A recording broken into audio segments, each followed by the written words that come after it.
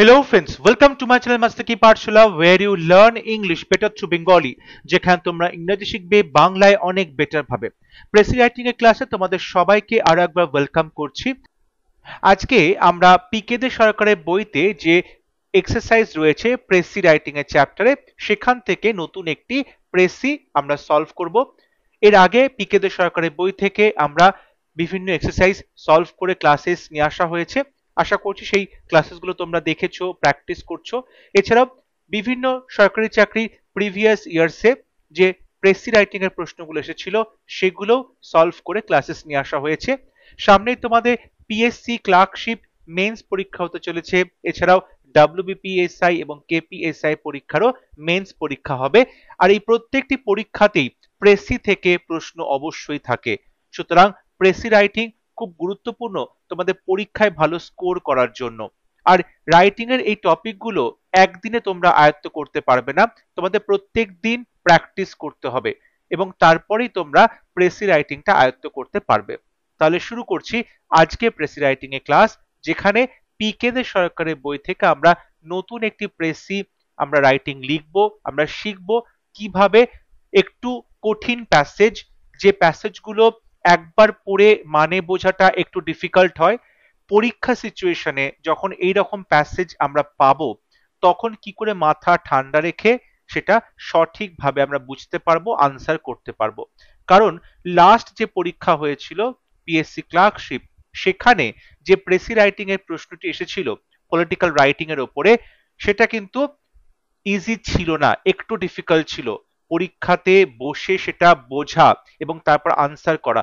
So আমরা সেই রকম প্র্যাকটিস করছি যেখানে প্যাসেজগুলো একটু ডিফিকাল্ট হচ্ছে এবং আমরা চেষ্টা করছি যতটা সহজে সেই প্যাসেজগুলোর মানে তোমাদেরকে বোঝানো এবং তোমাদের শেখানো কিভাবে আমরা সেগুলো সলিউশন করতে পারি।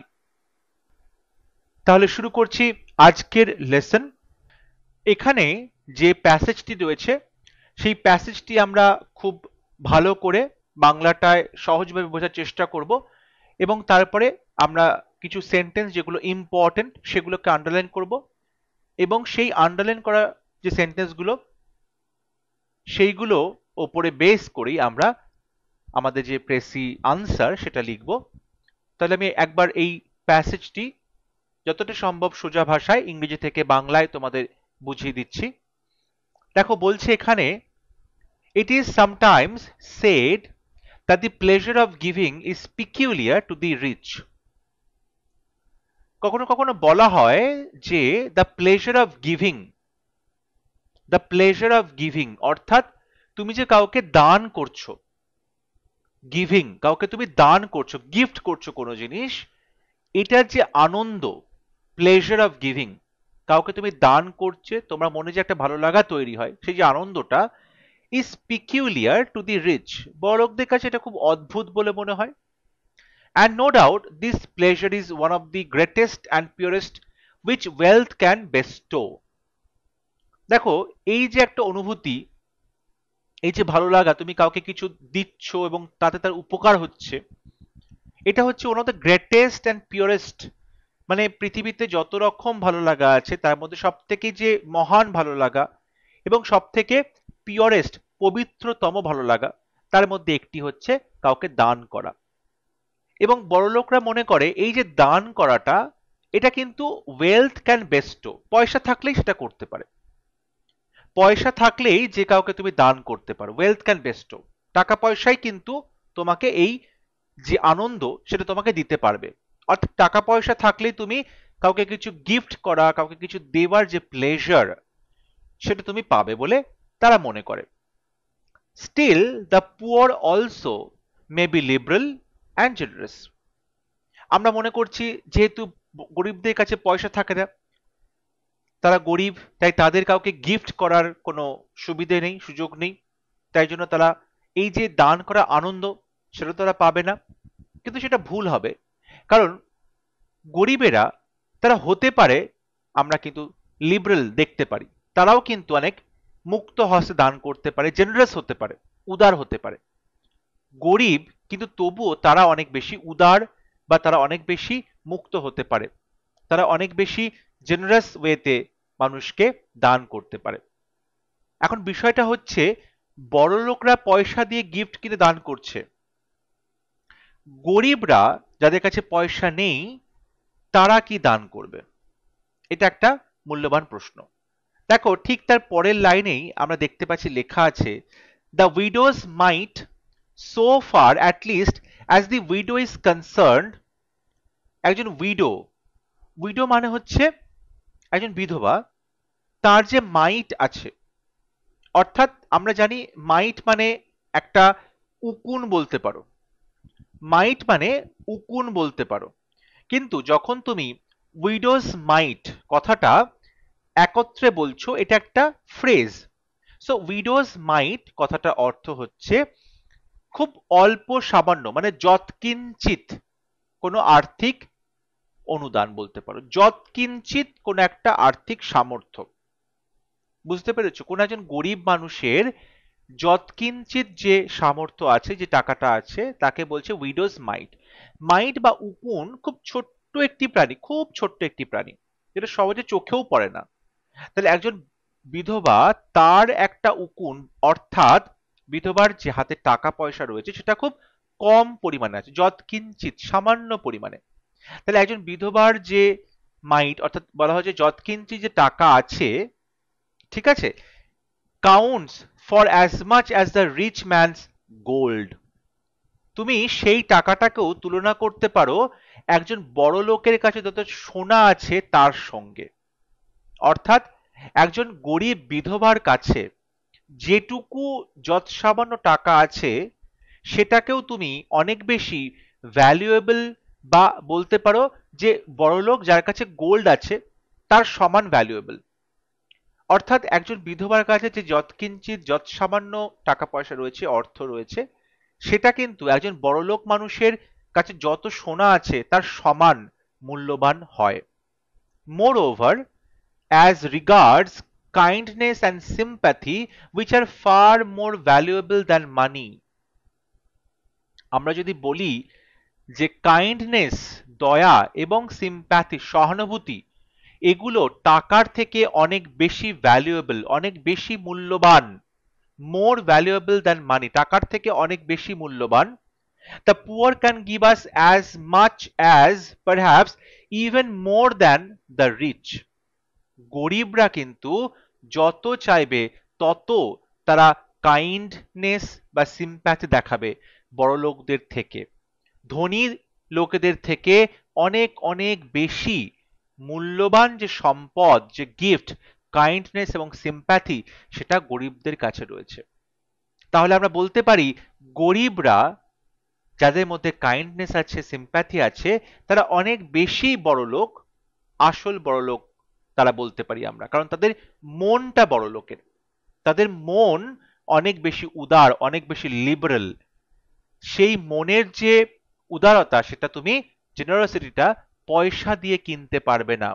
বড়লোকরা যতই মনে করুক যে পয়সা দিয়ে তুমি গিফট কিনতে পারবে, সেই গিফট দিলে তুমি কাউকে কারো দুঃখ দূর করতে পারবে, আসলে কিন্তু সেটা নয়। আসলে বলা হচ্ছে একজন গরিব মানুষ যার কাছে হয়তো টাকা পয়সা কম রয়েছে, কিন্তু তার মনের মধ্যে, মনটা অনেক লিবারেল, তার মনের মধ্যে অনেক জেনারসিটি রয়েছে, সিম্প্যাথি রয়েছে, কাইন্ডনেস রয়েছে, এইগুলো কিন্তু অনেক বেশি মূল্যবান সোনার থেকেও। মানি ইজ নট ওয়েলথ, টাকা পয়সা কিন্তু কোনো সম্পদ নয়। আমার কাছে কত ব্যাংক ব্যালেন্স আছে সেটা কখনোই আমার কাছে কত সম্পদ আছে সেটা বোঝায় না। There are those whom we look down upon as poor. এমন অনেক মানুষ আছে যাদেরকে whom we look down upon, আমরা তাদেরকে ঘৃণা করি। look down upon একটা ফ্রেজাল ভার্ব যার মানে হচ্ছে কাউকে ঘৃণা করা, হেট করা। as poor, গরিব বলে তাদেরকে আমরা ঘৃণা করি। who may be in reality as rich as any millionaire. তারাও কিন্তু কোনো লাখপতি, কোটিপতির থেকে অনেক বেশি বড়লোক হতে পারে। তারাও কিন্তু লাখপতির মতোই বড়লোক হচ্ছে, হয়তো রিয়ালিটিতে বা বাস্তবে। কারণ তার হয়তো পয়সা নেই, কিন্তু তার কাইন্ডনেস আছে, সিম্প্যাথি আছে, তার মন অনেক বেশি জেনারেস।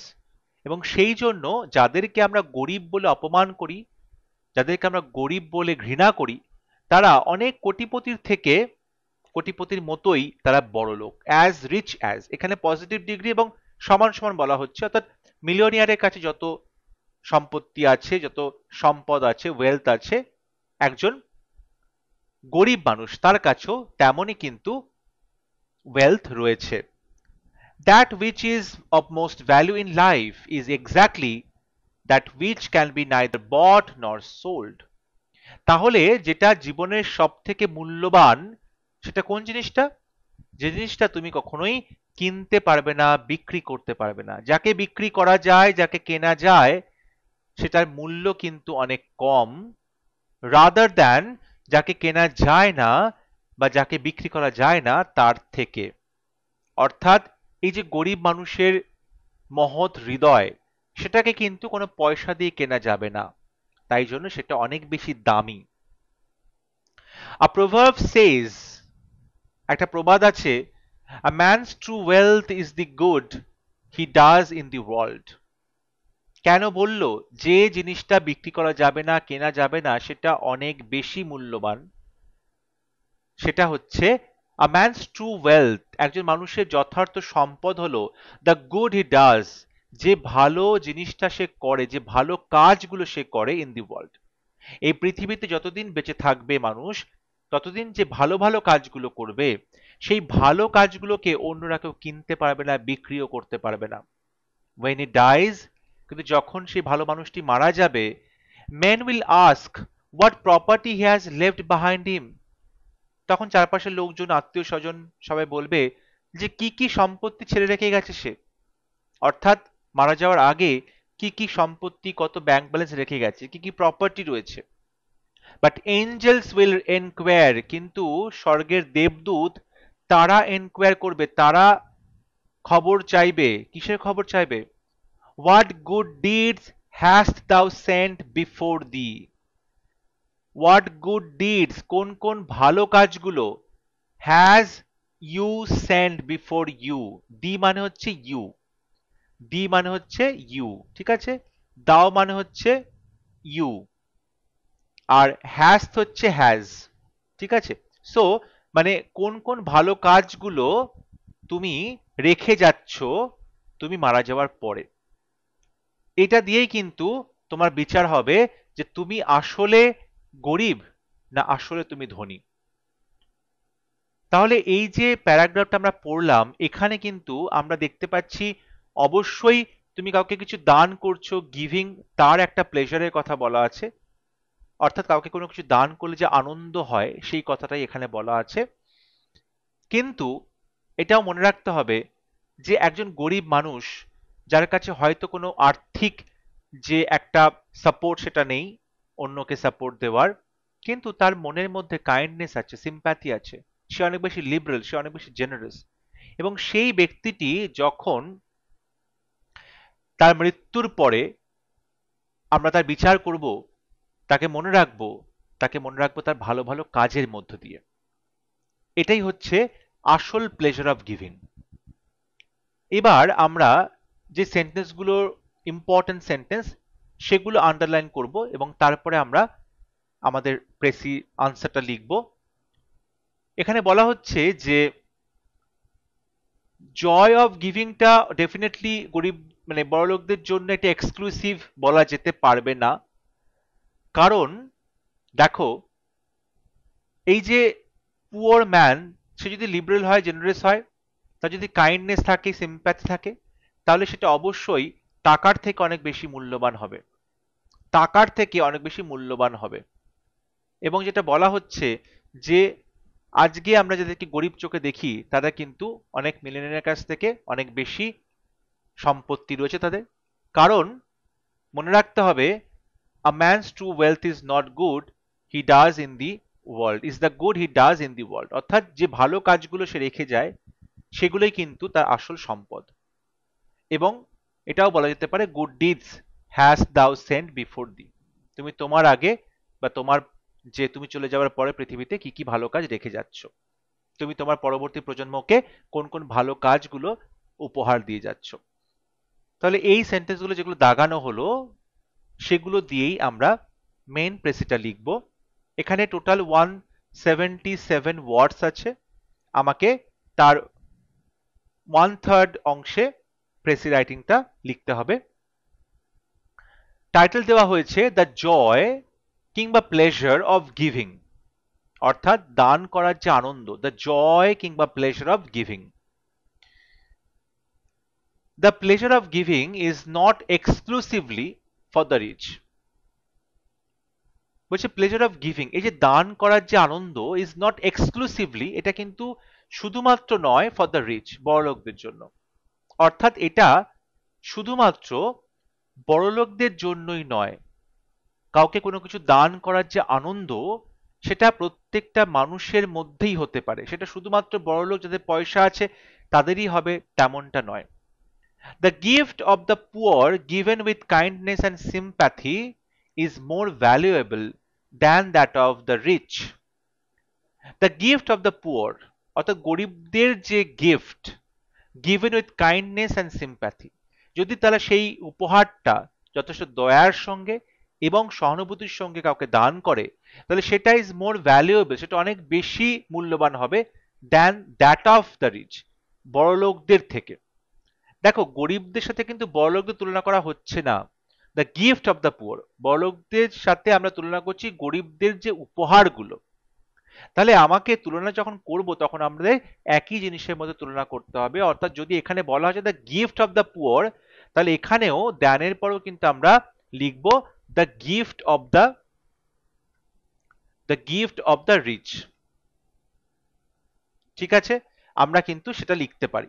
বাট এখানে সেটা না লিখেও তুমি এরকমটা বলতে পারো যে that of the rich. That বলতে ওই জিনিসটা, অর্থাৎ তুমি এর আগে কিন্তু গিফটের সাথে তুলনা করছো, তাই জন্য আমরা পরে দ্যাট লিখে দিলাম। দ্যাট বলতে আমি যে গিফট তার সেটাকেই তুলনা করছি। So is more valuable than that of the rich. অর্থাৎ এখানে আমরা গরিবদের যে গিফটের কথা বলছিলাম, বড়লোকদের সে একই গিফটের কথা বলছি, সেই জন্য আমরা দ্য গিফটের বদলে দ্যাট বলে দিলাম। দ্যাট বলতে বড়লোকদের গিফট, গরিবদের গিফটের সাথে বড়লোকদের গিফটের তুলনা করা হচ্ছে, দুটো গিফটের মধ্যে তুলনা করা চলছে। কিন্তু পরের যে সেন্টেন্সে আমরা দ্যান লিখে the gift of the rich না লিখে দ্যাট অফ দ্য রিচ লিখতে পারি। দ্যাট মানে ওই জিনিসটা, অর্থাৎ the gift of the poor, এটাকেই রেফার করছি। So the gift of the poor given with kindness and sympathy, অর্থাৎ গরিবরা যে গিফটটা দিচ্ছে যেটা দয়া এবং সহানুভূতির সঙ্গে, সেটা কিন্তু অনেক বেশি মূল্যবান বড়লোকের গিফটের থেকেও। A poor man can be রিচার than a wealthy man. একজন গরিব মানুষ, পুয়ার ম্যান ক্যান বি রিচার, তিনি কিন্তু অবশ্যই বড়লোক হতে পারেন, দ্যান আ ওয়েলথি ম্যান, অর্থাৎ তেমনই একজন বলতে পারো যে বিত্তশালী একজন ব্যক্তি বা বড়লোক একজন ব্যক্তি তার থেকে। তাহলে একজন গরিব মানুষ অনেক বেশি বড়লোক হতে পারেন, গরিব মানুষ অনেক বেশি তার ধনী হতে পারে একজন ওয়েলথি ম্যানের থেকেও। এটা কিসের উপর ডিপেন্ড করছে, কেন কথাটা বলা হচ্ছে? Depending on the amount of good he has done in his life time. এখানে বলছে দেখতে হবে তুমি তোমার লাইফ টাইমে দি অ্যামাউন্ট অফ গুড, কি কতটা ভালো কাজ করেছো, হি হ্যাজ ডান কাজ করেছো, অর্থাৎ তুমি কতটা ধনী, একজন বড়লোকের থেকে তুমি কতটা ধনী সেটা বোঝা যাবে তুমি কতটা ভালো ভালো কাজ করেছো তোমার জীবদ্দশায়। তাহলে সেই কাজের মধ্যে দিয়েই তোমার আসল মূল্য বিচার করা হবে। তাহলে গরিব মানুষরাও তাদের ভালো কাজের মাধ্যমে অনেক বেশি ওয়েলথি হতে পারে, অনেক বেশি বিত্তশালী হতে পারে একজন ধনী ব্যক্তির থেকেও। আশা করছি আজকে ক্লাস তোমাদের ভালো লেগেছে। যদি তোমাদের মনে হয় কোনো ইম্পর্টেন্ট পয়েন্ট বাদ গেছে, তোমরা সেটা অবশ্যই কমেন্টে লিখে আমাকে পাঠাবে। যদি ভিডিওটি ভালো লাগে, ভিডিওটি লাইক করবে, শেয়ার করবে এবং আমার চ্যানেলটি সাবস্ক্রাইব করতে ভুলবে না। পরবর্তী লেসনে খুব শীঘ্র দেখা হবে। ততক্ষণ সবাই ভালো থাকবে, সুস্থ থাকবে। Thank you.